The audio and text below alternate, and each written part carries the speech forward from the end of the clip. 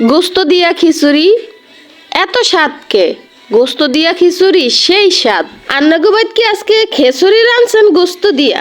দেন না আমার ছোট নাতিনটারে কদ্দুর খেচুড়ি। আসসালামু আলাইকুম, সবাই কেমন আছেন? সবাইকে শুভ সকাল, শুভ সকাল, শুভ সকাল। আজকে খিচুড়ি খাচ্ছি বাসার সবাইকে নিয়ে। তো গরু মাংস রান্না করেছি, খিচুড়ি রান্না করছি। তোমরা কে কে খাবা চলে এসো আমার বাসায়, অবশ্যই আমি সবাইকে খাওয়াবো। কারণ মানুষকে খাওয়াতে আমি ভালোবাসি, পরবর্তীতে আবার মানুষ আমাকে বাস দিতে ভালোবাসে। আমার প্রাণ প্রিয় স্বামী তার শাশুড়ির রাতের খিচুড়ি অনেক বেশি পছন্দ করে, এত পছন্দ করে যেটা বাসায় প্রকাশ করার মতো না, অনেক বেশি।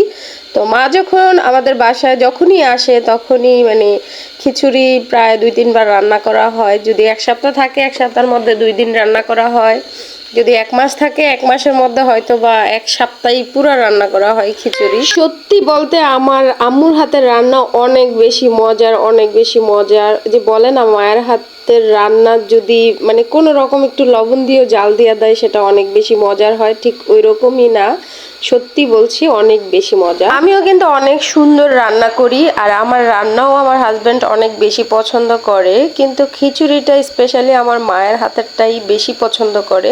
আমার এই খাবার দেখে যাদের এখন খাইতে ইচ্ছে করতেছে তোমরা চলে আসতে পারো, আসলে অবশ্যই পাইবা, কারণ অনেক বেশি খিচুড়ি রান্না করা হয়েছে। তো এই ছিল আজকের ভিডিওটা কেমন লাগলো অবশ্যই কমেন্ট করে জানাবা। সবাই ভালো থাকো, আল্লাহ হাফেজ।